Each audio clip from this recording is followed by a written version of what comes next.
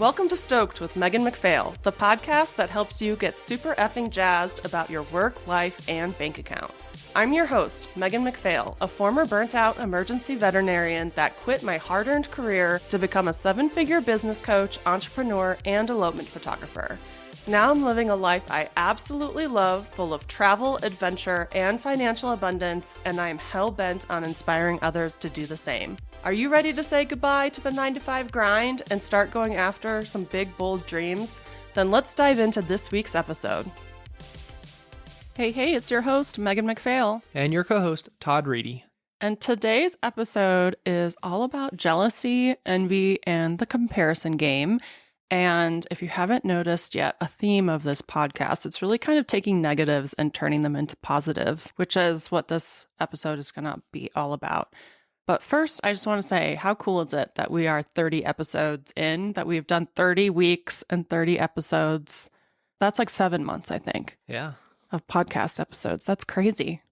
Yeah, good job for keeping us on track and keeping episodes cranking. Yeah. I mean, I just have a lot to say. Yeah, so this podcast episode kind of came to me as a light bulb moment when we were flying home from Iceland.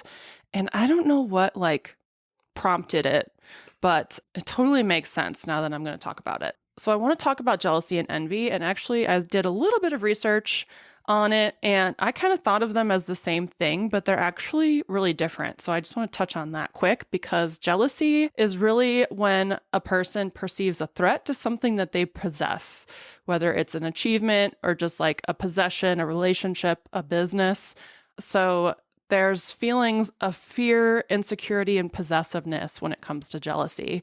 And it can be directed towards a person, a business, a situation, but there's always negative thoughts involved. There could be, a feeling of rivalry, a desire to protect what they have. So that's jealousy. Envy, on the other hand, is still a negative emotion. It's a feeling of resentment towards someone else's possessions, qualities, or achievements. So it's really rooted in the desire to have what someone else has. And it's often fueled by feelings of inadequacy or a sense of lack. So envy doesn't really involve a direct threat to what you're already possessing like jealousy does. It's more of a yearning for what someone else possesses. So I just thought that was interesting. I'd never really thought about the differences between jealousy and envy like that. But I think it's important to understand how they pop up and how they kind of manifest in our minds. So jealousy is more like a threat to what we already have, and then envy is more of a yearning for what someone else has. Did you know those differences? Am I the only one that didn't know that? I don't think I knew all the semantics between the two. I feel like envy has a better connotation in my head than jealousy. Yeah. So sometimes I would catch myself thinking oh, I'm jealous of that person or that thing. But really you're envious? I think envy, so I try to use envy more often as a word that I were to use, but. Yeah. Okay, that makes sense. Yeah, because I think it's common to be I say that all the time. I'm jealous. When one of my coaching students is in Norway right now, and I'm oh my God, I'm so jealous. I want to be you when I grow up, But really, I'm envious. I'm not really jealous because she's not a threat to me and what I have. She's who I aspire to be, even though she says I'm who she aspires to be. So we are mutually inspirational to each other. But anyway, that's jealousy and envy. I think a lot of us building businesses, especially really personal businesses, can feel these feelings. And we all know the comparison game, right? When you're comparing yourself to other people and what they've accomplished and their success. And often that's from doom scrolling on freaking Instagram. We see people, oh, I'm out doing this. I'm shooting here. I've booked out 2024, all this stuff. So we compare ourselves to them. And that brings in some jealousy, some envy, but also feelings of inadequacy. And we can start doubting our own confidence and goals because we're comparing ourselves to other people. And maybe we think that'll never happen for us or must be nice. That's such a phrase that I think a lot of people kind of think maybe consciously or subconsciously oh, must be nice to be them, So all of these things kind of have negative connotations, right? But I also think that there's a hidden potential to recognizing these feelings, because there's a lot of people that I don't envy at all. Like if somebody buys a big house and they're working like a 9-to-5 job or like 40, 50, 60 hours a week. Like if one of my veterinary colleagues has some like big achievement or something, I don't feel any envy because I don't want that life for myself. Or like if a newborn photographer had a really successful workshop and made like 20 grand and helped all these people learn how to like bundle up babies in little cute swaddly outfits and all that kind of stuff. Like, again, I wouldn't feel any jealousy, envy, anything towards that person because I'm just not a newborn photographer. But I see a photographer riding in a helicopter, shooting an elopement in Alaska, or, Kelsey hanging out, hiking around Norway. I start feeling envy. I start comparing myself to them. So there's a hidden potential there, and it can help you recognize what we really want and dream of and desire in our life by recognizing these thoughts and like, okay, I want to go to Norway, so we should probably make that happen because I'm really jelly about that. I don't want to host a newborn workshop. I'm not jealous about that at all. I don't want to buy a big house at the expense of working 60-hour weeks for some boss, I don't envy my veterinary colleagues. So it's kind of a compass that can point you towards what you want and away from what you don't want. I mentioned this all to you beforehand, but do you resonate with that, Todd? Yeah. And as you're talking that out, I think the big thing that I've found is you have to do things that you don't like to figure out what you do like. Yeah. So my example is like when I first switched into this elopement videography world, I would see all these other folks shooting elopements and shooting weddings on the weekends. And like, it was like a constant thing. And so I was like, oh man, I wish I was booked more. And I wish I had, was doing this every week or was traveling every month or whatever it may be. And so I tried that. I booked out way too much stuff. And turns out that's not what I wanted. I didn't want to be traveling 24/7 on the road and being away from Megan and the dogs. Mm-hmm. So figuring that out, like, yeah, my jealousy, envy did drive me to like think that I wanted to pursue something different. But then once I actually did it, then I like switched my tune on the things. So I think, again, it can be a good motivator, a good compass, but then also you may get there and like have a realization that maybe not.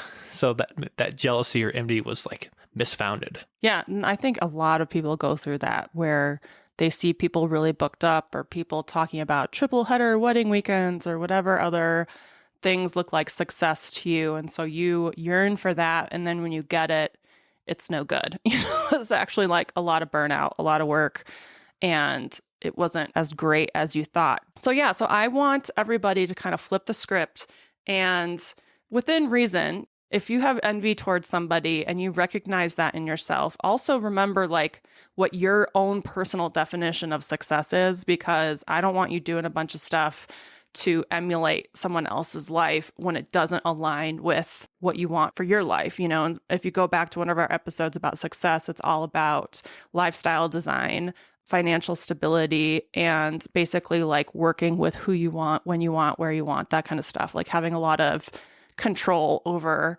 exactly how you want your life to look like.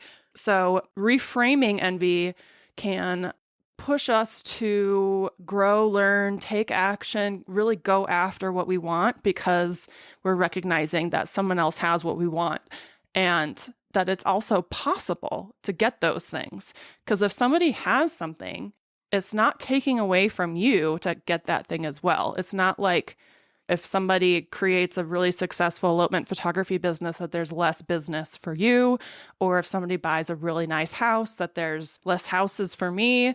Like we also have to have an abundance mindset and realize that if we're yearning after these things, that they are possible and that we don't have to be in this like scarcity, jealous mode where it's a threat to us. It's actually like, wow, like, this is inspiring, like that this is even possible. And I want what this person has for myself in a way that makes sense for me. And them having that thing doesn't mean there's less of it for everyone else. It just means that it's actually possible for all of us to achieve. You use that example often when we chatted as I was starting kind of my new lifestyle in my business of kind of framing other people's success or like what they've built as like, yeah, it's doable. There is a market here. Go get it. Whereas before, maybe I may not have looked at it that way, kind of more of that jealousy type of, oh, they're getting all the bookings in Colorado. They're doing all the exciting, crazy activities that I want to be filming. So, yeah. And when you operate from a scarcity mode like that, where other people's success is a threat to you and you're genuinely jealous instead of just envious and admiring and inspired, then it's really hard to grow a business when you're in scarcity mode because you end up making lots of decisions that just aren't in your best favor. Like you'll take on work that, you don't charge enough for, you give a discount for, you're going to take on things with couples that are red flags and stuff like that. Like operating from a scarcity mode isn't good. And I think you did that a little bit throughout the past few years where you took on work that looking back probably shouldn't have. More times than I care to count. You're like, I don't want to think about those, Megan. So harnessing this envy for personal growth, it could be really important because anything that will fuel you and motivate you to take action and work towards clear goals is super important. So this can just help, like recognizing these envious feelings that you have can help you visualize exactly what you want to go after and then start taking the steps and having the motivation to go after it. You can also learn from these people that you envy, or that if you want your life to look like somebody else's life, learn from them, take them out to coffee, pick their brain, sign up for their programs, like whatever you need to do, like hire them as a mentor. But if you want what they have, they can tell you exactly how to get that thing, so that's another reason why we shouldn't have negative feelings towards these people. We should have positive and try to have more people like that in our lives. I mean, you always hear like you are the average of the 5 people that you spend the most time with. So having somebody in your circle that has achieved the things that you want to achieve is huge. And celebrating their success is also huge. Like learning how to take these feelings and actually celebrate other people and celebrate creating a community and celebrate other people's wins. Like that's really powerful. And the more you can, shift these negative emotions into positive things where you are cheering other people on and happy for them, like the better off you're going to be in the long term. Because, we've done stuff about manifestation and the power of positive thinking and how like the people who think positively often achieve things that the people who think negatively or are kind of like thinking that they're lacking or they're doubting themselves or they're in a scarcity mindset. Like it's really hard to be successful. If you're thinking negatively, if you're jealous, if you're threatened, if you're in scarcity mode, if you're in lack mode, like if you just think the world's against you or something like that, it's just hard to get ahead if that's the case. So anytime that you can take a negative and turn it into a positive over and over and over again, it rewires your brain and you'll just get so much farther in life thinking positively and celebrating and going after big goals and appreciating other people and their successes instead of hating on them a little bit. So how important do you think it is to switch your negative thoughts to positive thoughts as a business owner? Oh, it's like life-changing. Mm-hmm.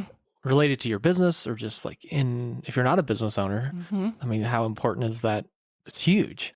Yeah. I remember back when I was a vet and I was angry and anybody could approach me and I'd give them a shitty attitude and, life was just like bad luck over and over and over again and things just sucked. And then now I feel like my brain just switches every negative thought into positive now and it's really awesome. Yeah, it's just like it's just a nice way to live. Yeah, and the world is the same whether you think it's great or bad. Yeah. So might as well think it's good and feel happy and better about everything. Mm-hmm. I agree. But it's an easy trap to fall in because it's just like human nature is to kind of think of and like get fixated on the negative part for whatever reason that is. But it is a conscious effort to like think of the good and the positive parts of life. Yeah.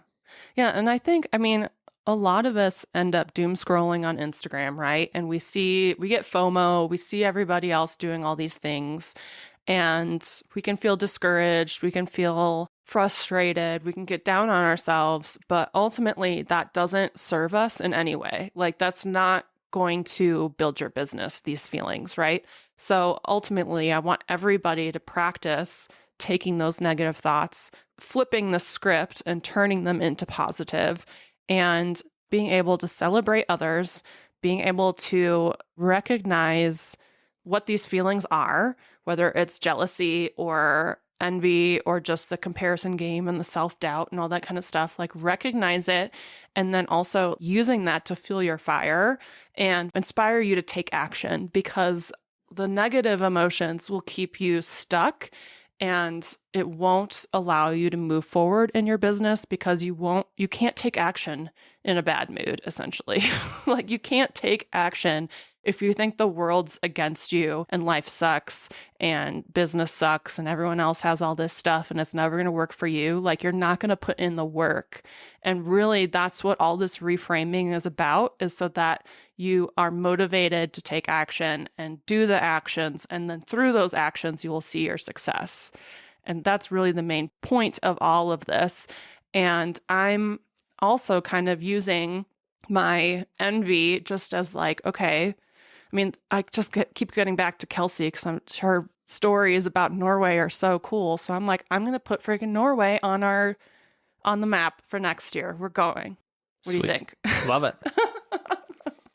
Or I see like people, relaxing by a pool or something. I want that for myself. Eating a good meal, I want that for myself. I'm using it as my compass to like point me in the right direction of, what I want my life to look like, because sometimes we get caught up in just our own minds and it kind of snaps us out of it. And it can be a good thing if we are going to scroll on Instagram anyway. Might as well put it to good use. Yeah. I think another part that we need to talk about with the comparison game that's nothing new, but our take on it is you're only seeing the best of the best, right? Oh, yes. Social media is very curated.